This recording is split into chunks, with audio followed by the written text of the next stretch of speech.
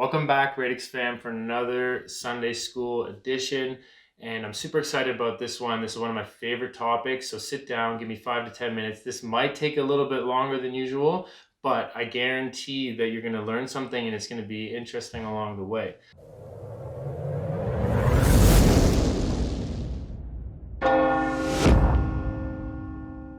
Today's Sunday school lesson is about energy systems, and it's energy systems for dummies. So I'm gonna just kind of take all the knowledge I have and break it down as simply as I can, but I think you can take this knowledge and use it as a little bit of motivation to train these different energy systems to allow you to be fitter in the long run. And just having that knowledge, I think, will allow you to push a little bit harder to get the results that you want to have. So we have 3 different energy systems, okay?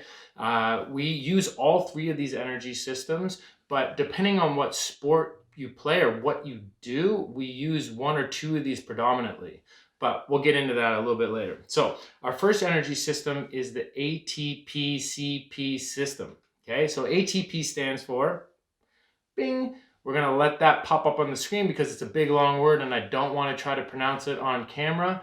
And then CP stands for creatine phosphate. And the way ATP and CP work is they give your cells energy to allow your muscles to contract, okay? So we need ATP and CP, our body makes it naturally, and that's what helps us have movement. How long does it last? The ATP-CP system only lasts up to 10 seconds, so we use it right away. And you'll see that sports that are predominantly ATP-CP based happen in a 10-second range. And that's stuff like Olympic weightlifting or shot put. It's a big explosion and then that's it. That event is done, okay? So that's how ATP and CP work, but we use it really quickly and it's a very explosive, bam, gone kind of energy system. How does that affect you? Well, when we do something like a 1 rep max snatch, that's when we're going to use that ATP-CP system.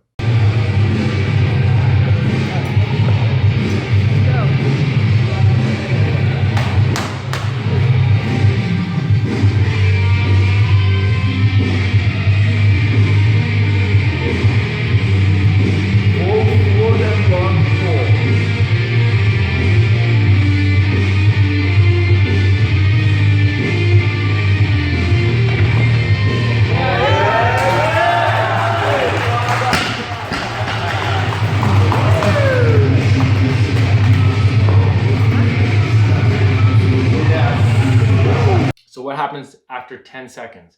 10 seconds is gone, all your ATP and CP is gone. How do we get energy? Well, our second energy system is the glycolytic system, okay? That system energy comes from the carbohydrates we eat and our body stores them as glycogen in our liver or our muscles. Okay, pretty cool, right? That's when I talk about eating all 3 macros and people stop eating carbs and then they have less energy. It's because we need those carbs to convert in our body to glycogen so our muscle can store them. So when we go into this energy system that lasts from 10 seconds up to 3 minutes, that's the predominant source of energy is coming from the glycogen. So where do we see this system being used? Something like in the Olympics, a 400-meter sprint, 500-meter row sprint. These events will last in that 1 to 3 minute range, and that's the predominant energy system being used. So ATP-CP is firing off, it's gone, 10 seconds, now we're into that glycogen stores and we're using those up to 3 minutes. After 2 to 3 minutes, that system is done. Okay, you've used up your glycogen, it's all gone. The muscles will not contract off of the glycogen because it's not there anymore. Once energy system number 2 is done, then we kick into our aerobic system, and that's our third and final energy system. So our aerobic system's primary source of fuel is oxygen. So your lungs are going to breathe in the oxygen as you're working out, your heart rate goes up, and we take that oxygen that comes in and we turn it into more energy. Now, this third and final system is the one that, as a CrossFitter or somebody who's working out and doing metabolic conditioning, this is the one that needs to be firing off on all cylinders and giving you the energy you need to get through these workouts efficiently and fast and feeling good. So we need to work this energy system, and that happens from 3 minutes onwards. We're using oxygen as our main source of fuel. There's a big myth, or people think that we only use one energy system at a time and then they cut off and don't work anymore. That's not true at all. All three energy systems will continue to work, but the predominant one after 3 minutes will be the oxidative, or the oxygen that you take in that aerobic system. Sorry to interrupt your Sunday school, but if you're enjoying these videos, make sure you check out last week's video. And we talk about everything body fat and how that relates to your health. I hope you're getting a lot out of it and go back to school. Let's get into how the aerobic system works and how that affects your Metcons on a daily basis. You're doing a Metcon and it's a 20-minute AMRAP. You go through your ATP and your CP, gone, 10 seconds, okay? We're getting into the 3 minutes of this 20-minute AMRAP and your glycogen's gone, okay? That doesn't mean those two aren't working, it's just that they're not the primary source of fuel anymore. So now we're going into our aerobic system, and our aerobic system starts to work. We start to breathe a little bit harder. You can start to feel your energy change a bit. Okay, it's those first two energy systems, you feel very powerful. This one, you don't feel as powerful, and you're breathing, and now you have to be well conditioned to continue to move at a good rate.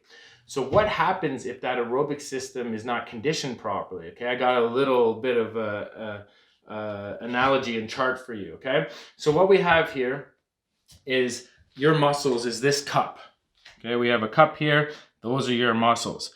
As your anaerobic systems, which are your atp-cp system and your glycolytic system, start to fill up these muscles with byproducts like lactic acid and whatnot, it starts to fill these up. But what's really cool is our aerobic system uses that as fuel to keep you going. So this aerobic system right here is pulling it out. But if this system right there is not efficient and it can't pull out the byproducts as fast as these systems are filling them up, it gets to the point where we start to overflow. Okay, once those muscles start to overflow with those byproducts, you have two choices. Your body's going to shut down, or you're going to have to slow down to be able to let this system clear it out. And that's what's happening in the Metcon, is as you have to slow down, that energy system is not efficient enough anymore to be able to pull out the byproducts, and your muscles have to slow down or shut down. So you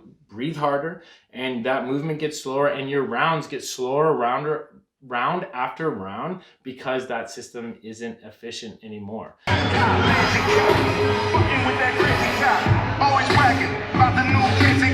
No comment. Pretty neat, right? How all three of those work together, and how those systems, allow your body to move and continue to move throughout a Metcon. How do we get the most out of aerobic system? So we have to work longer to develop that system. And to develop your aerobic base, you need to work in the 30 to 60 minute range. But it doesn't have to be hard workouts. We need our body and our heart to get used to moving for long periods of time and become very efficient at getting rid of byproducts. Anybody who's doing online programming with me knows that I will program an aerobic capacity workout once per week and twice per week if we're really trying to build that base up really big.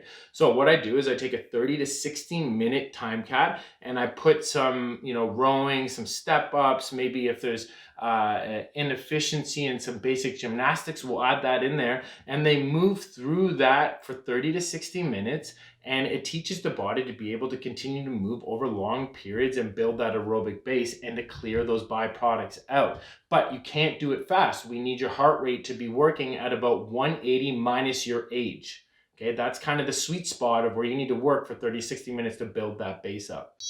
If that's all over your head, you can reach out to me anytime, and I can design a aerobic capacity program for you to be able to get the most out of that energy system. For those of you guys who go for runs on a weekly basis, you're working that system primarily anyways.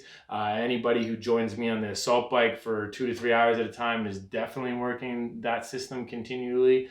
But that's how your energy systems work. That's how they affect your conditioning and your workouts when you're in the gym. And if you can use that knowledge, and add in a couple little pieces to the puzzle, your Metcon times are going to go down and your body's going to be a lot more efficient at producing energy.